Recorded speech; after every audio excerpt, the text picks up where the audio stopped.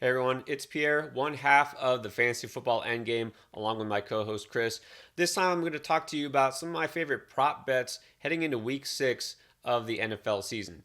Now, you usually come to us for fantasy football advice, but I'm guessing a lot of you also play DFS and or betting for football games because, well, it's just as fun and chance to win probably even more money depending on which site you go on, how much you spend. Look, you can get in the game for as little as you want. Some of you are high rollers. I'm not going to say that I am. I'm just not. I like to enjoy the games and have something on the line besides just my fantasy football teams, of which I have way too many. But let's just get to the point here. Prop bets are a fun way to follow the game and have some skin in it as well.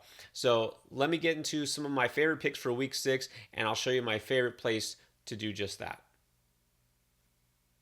Now, before we get started, just a quick overview for those who aren't familiar, maybe trying to get acquainted with prop bets for the first time. Prop is short for proposition, which basically means that somebody, whoever's making this proposition, whichever site you're on here, is saying that something is going to happen with a player. Not talking about the game itself, but a certain situation, usually a certain player going to hit a certain mark, talking about stats such as rushing yards, passing yards, touchdowns, completions, whatever it may be. All right, so again, if you follow fantasy closely enough, or at least you're familiar with the players, you look at the upcoming schedule, you think you have a good idea what's going to happen in the game, you might want to get in on some of that individual player action. All right, so I'm going to show you exactly how to do that and which props make sense, and I'm going to explain my thinking of it why. Now, to get in on this, again, there's many places you could go, but right now, Chris and I, we're partnered with a website called Thrive because we really like the setup there, and it's something that's going to probably interest you too once you see how it works.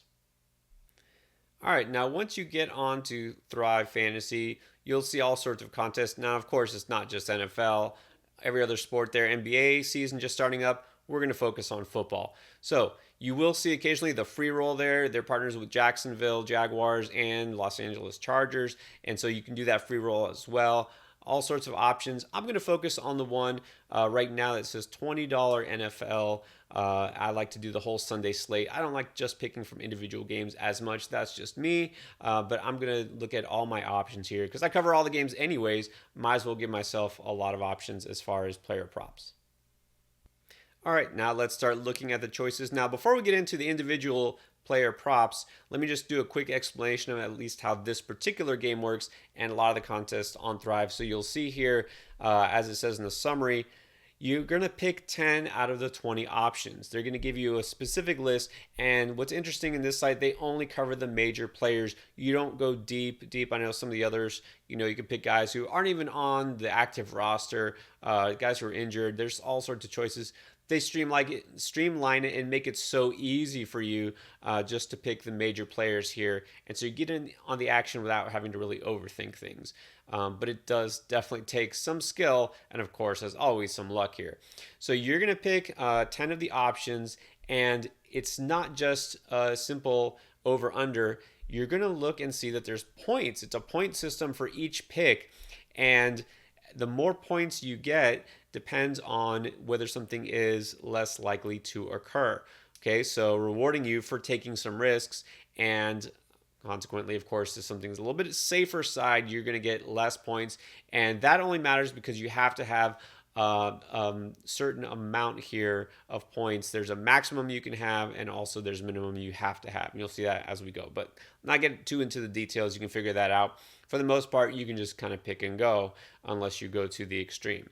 So let's look at some of these props here. I'll start here with Aaron Rodgers. He's a guy I kind of want to avoid because we don't always know what we're getting with Rodgers, but especially in this game against the division rival Chicago. I'm going to kind of skip over that for now. Joe Mixon is an interesting one. Look, we haven't known what to expect from Mixon at all this season. In week 1, of course, went off 127 yards, and since then just been a massive disappointment. So he's right now looking at 61.5 total rushing yards, which for a guy like Mixon sounds easy. But then you look at the fact that since week 1, from weeks 2 through 5, where he has played, he hasn't hit that mark, just barely over 60 yards. And so that's why this prop makes sense. But also look at last week, just last week alone, in the 30s for rushing yards, and of course banged up. And so his health is a concern it makes it look a lot riskier than you think, okay, well, maybe there's something I should be concerned about. He's not a safe play anymore. Well, here's the thing I like in this pick because Detroit is a bottom 10 run defense in terms of yards allowed, but also Mixon should be good to go. Think he'll be healthier. He did play at least last week. Wasn't super effective, but he did play. Should be better this week. And Samaje Perine, who would be the threat to his touches, he's on the COVID list. So for me, that kind of cinches it. I think that he can definitely hit the mark here. So I'm going to go over. And if you notice, that is a few points higher, 110 versus 90. So definitely going to take him on for that against Detroit. He should hit it, but it's Joe Mixon, so you never know.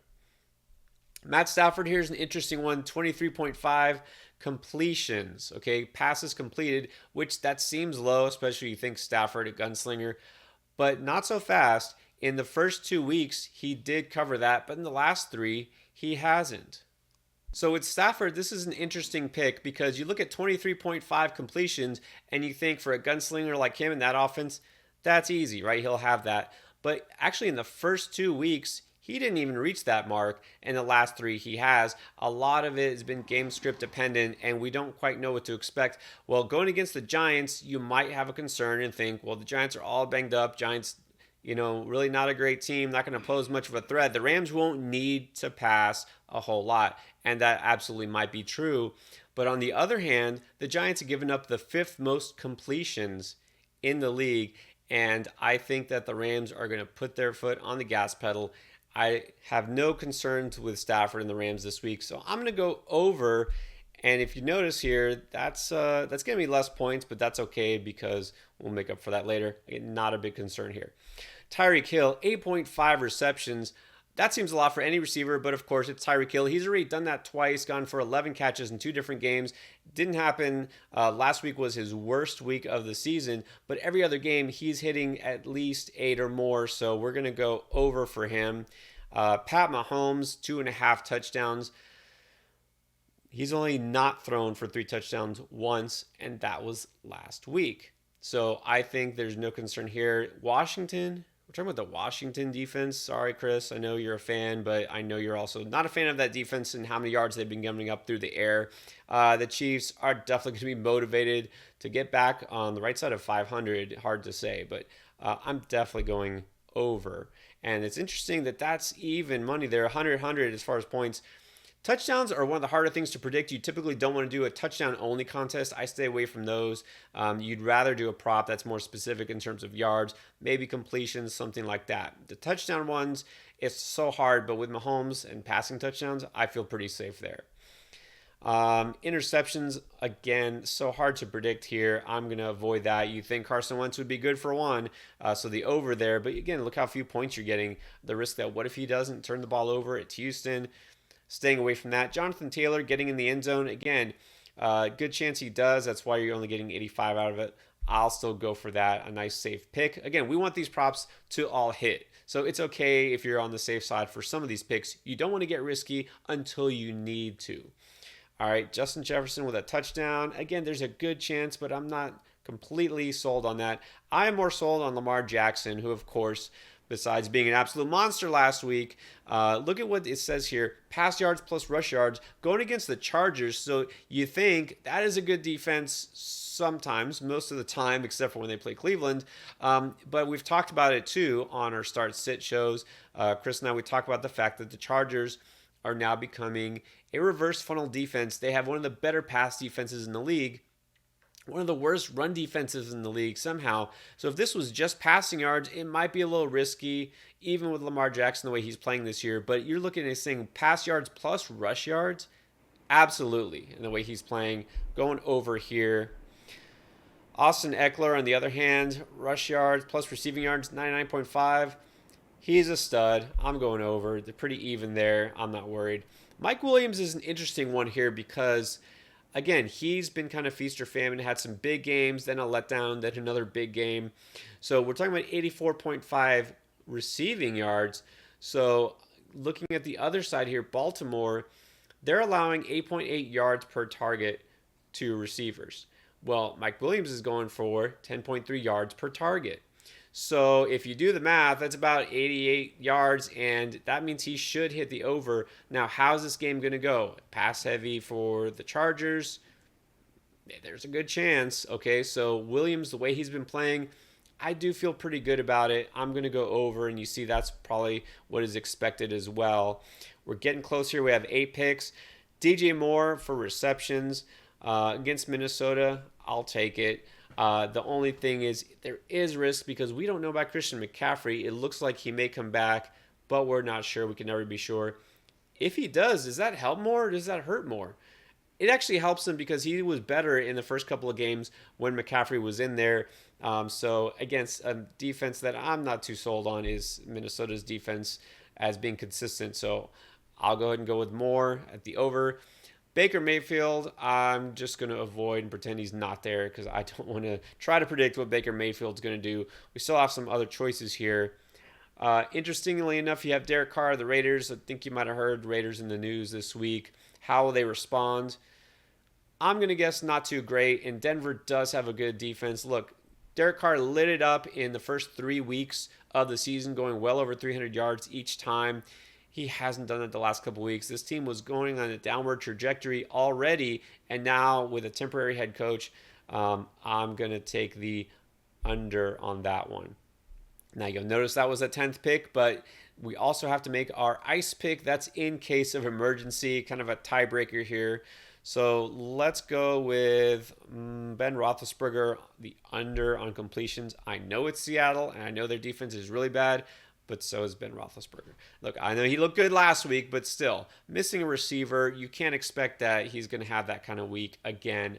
I'm not. I think it's going to be more of a Najee Harris week. So I'm going to go the under on completions. There's no way Ben Roethlisberger can complete more passes than Matthew Stafford, right? But also, look, Seattle's without Russ Wilson, without Chris Carson, probably. They're not going to necessarily put up a lot of points. I don't think Pittsburgh is going to need to pass a whole lot. So trying to foresee the way this game goes, I'm out on Roethlisberger completing passes. And I just said how much I like Najee Harris, and that's going to be most weeks, but especially this week. So there you go. I'm going to take the over on him. And you know what? Now that I think about it, I'm going to make a quick switch, and you can do this too. I like the Najee Harris prop so much. I'm going to switch out the Moore one. Just click it and take it out. I'm going to put Harris in there and then go back and leave Moore as my in case of emergency. And that is it. Hit submit and you're done. So there you have it. My favorite prop bets for week 6 of the NFL season.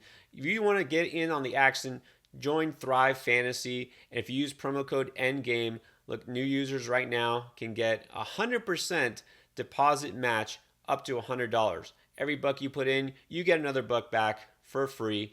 If we get enough users signing up, we can actually create our own endgame contests, and that's the goal. Make this our DFS and prop bet community, and we'll have all sorts of contests throughout the season, so look out for more of that. And of course, we'll always help you along the way, give you some advice just like this, so I hope you appreciate it. All right, guys, thanks for watching, and good luck.